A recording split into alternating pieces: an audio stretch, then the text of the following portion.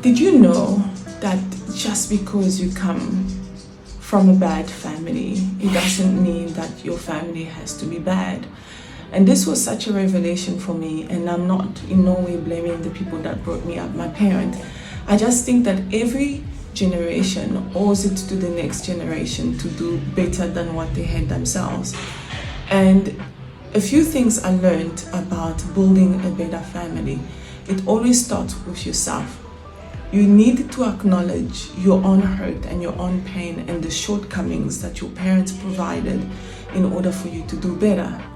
What do I mean by that? If you did not receive a lot of affection or attention or support, emotional or physical support, those things tend to wound us in a different way.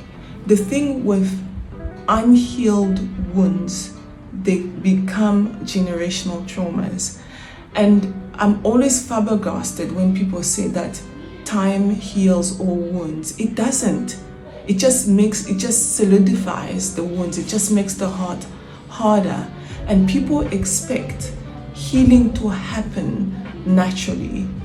There's no such thing as healing happening naturally. You have to be intentional about your healing. You have to be intentional about building a healthy family. You have to be intentional about building a healthy marriage or friendship or anything. It's always so fascinating when we are studying for a degree. It's easy to spend 4 years reading books and researching, and we will do anything in order to finish that degree and become the best that we can in our field of in our sphere of influence and in our field. So we would spend a lot of time studying for that degree because we realize the importance of knowing everything that we need to know in order to be competent in whatever field that we choose to be in. However, when it comes to marriage, we automatically assume that it should be easy. It should not be a lot of hard work. And to some extent, it shouldn't be. It shouldn't be a lot of hard work. But how is it that you are okay doing the work to get a degree, doing the work to get a healthy body, doing the work of anything else, but will not invest the time in your marriage? It comes down to that, about our priorities. So for me, I decided a long time ago that I want a healthy family to come from me. And certain things need to happen in order for that to materialize, for that to become a reality. And the first thing I did is to become intentional about my healing. And how do you become intentional about your healing? You learn, the first thing is acknowledge that you're in pain. That which is not acknowledged cannot be fixed. We live in a society where everything is so fast-paced, like there is no minute to be still. And in order for you to begin to see the wounds in your life, you have to be still. You have to know what is going on with you. You know that verse where it says, be still and know that I am God. When you are still, God can speak to you. But when you are not still, you won't know anything. That's where anxiety comes in, fear, depression, anger, because you are not still. Because when you are still, God can reach into your spirit and speak to you. Be still and know that I am God. And when you are not still, anxiety will come, frustration will come, anger will come. You begin to give up easily because you are not still. Be intentional about your healing and ask the Holy Spirit to reveal the wounds in your life that needs to be healed. Really, it can be quite daunting. It can be scary. I remember the one time where I had asked the Lord to reveal where my wounds are or were, and it was like a whole download from heaven. And it was so liberating at the same time, knowing now I have the tools and the power, and I know what I need to deal with. I used to be a very angry person. My dad used to always tell me to count up to 100 when I was angry. And I kid you not, I only used to last up until to 5. I would 1, 2, 3, 4, 5, and then I will explode.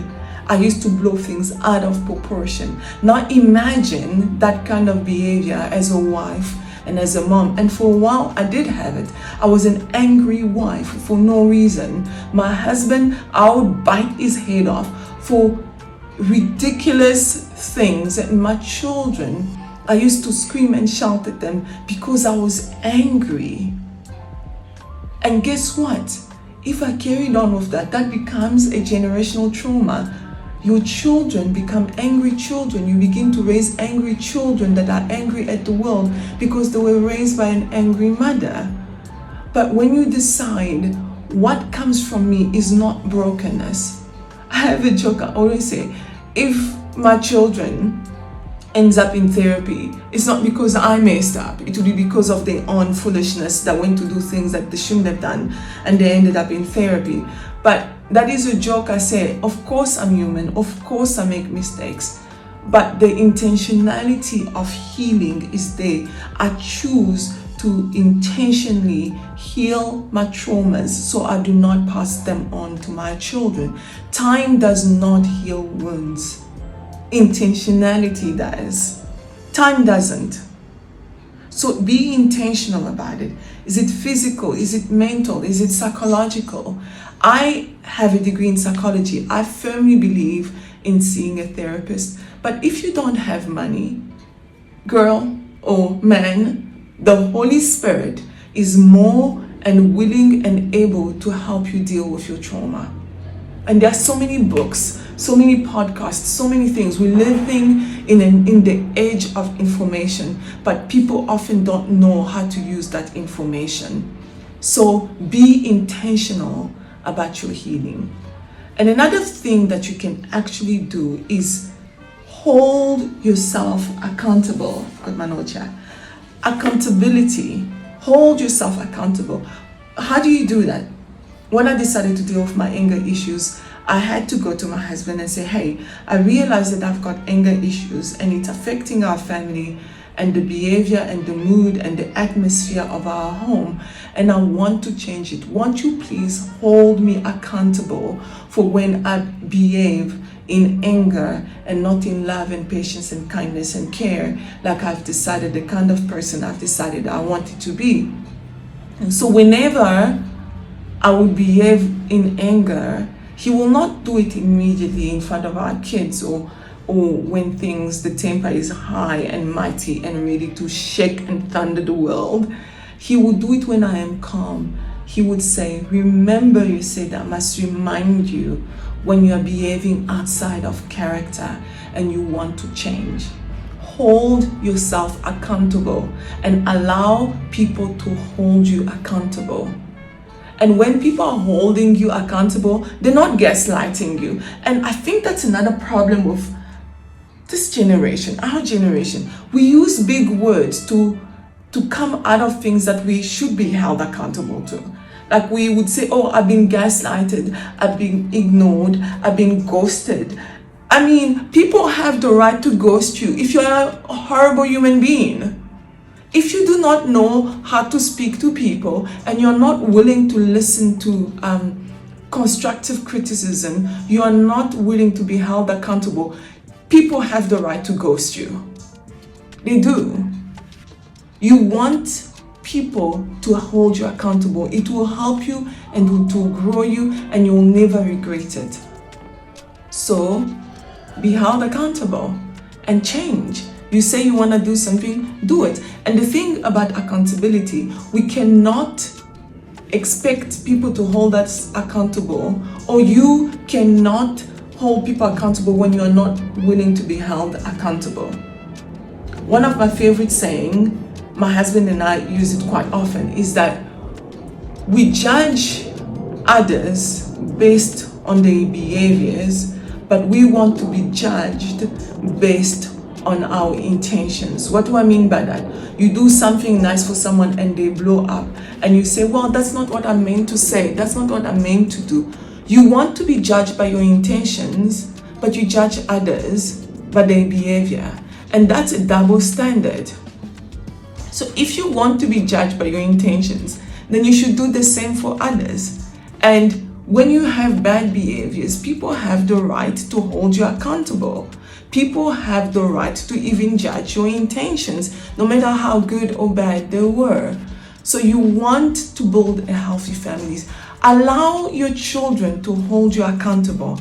I do that all the time. When I say to my children, I want you to hold me accountable. I have decided not to be an angry parent. I have decided not to shout. I have decided not to speak to you like that. And when I do, I want you to tell me. And it's so humbling. And you want to build a healthy family, learn to apologize to your children. There is nothing more Christ-like and loving to say to your child, I messed up and I'm sorry. My behavior was appalling. I shouldn't have said what I said. Without saying, oh, it's because you behaved badly and you made mommy angry. No. You are not taking responsibility for your behavior. You want your children to learn how to take responsibility for their behavior. It has to start with you. And that looks like I messed up and I'm sorry. I spoke to you harshly and I'm sorry. I was impatient with you and I'm sorry. Next time, this is how I will behave.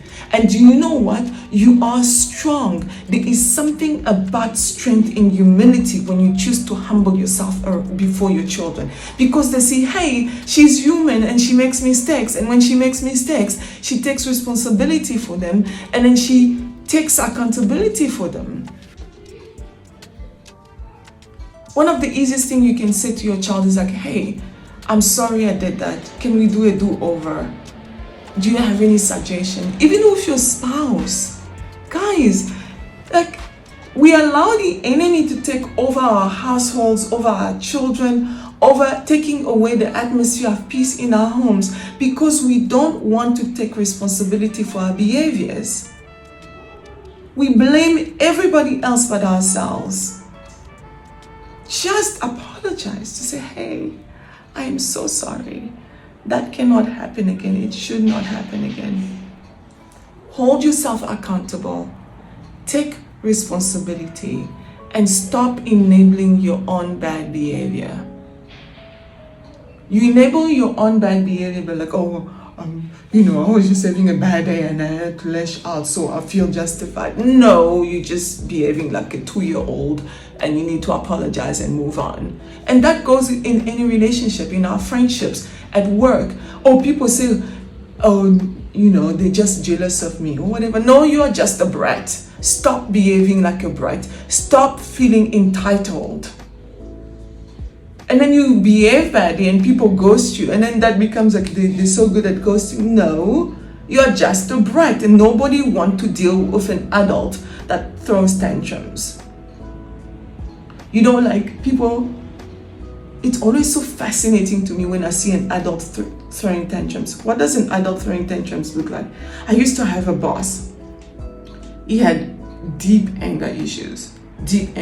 When he was angry, he did not want to be anywhere near his vicinity. He used to take laptops and bash them on the table. That behaving like a brat and like a 2-year-old. And some of you are those people where you throw cups, you throw mugs, you bang doors, you behaving like a 2-year-old, and you want people to respect you and you want people to give you the time of the day when you are behaving like a 2-year-old. Take accountability for your behavior. Stop enabling your bad behavior because you're having a bad day or it's been a long month or whatever it is that you have come up with. We are all having a hard time, but not all of us are behaving like 2-year-olds.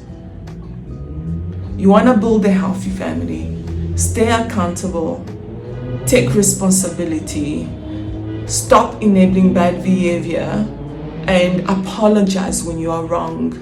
And these things will take you far off because then people begin to feel safe around you and be able to handle criticism. It's like when parenting, my husband will say sometimes, Sandra, the way you spoke to the kids was not okay.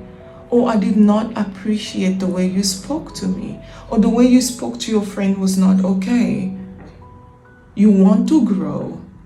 Allow yourself to receive criticism, to apologize. That will make you into a fantastic human being. Those are some of the few things that I have practiced to build a healthy family and be intentional about your healing. It will take you far. If you enjoyed this video, subscribe and share with your friends, and I'll see you next time.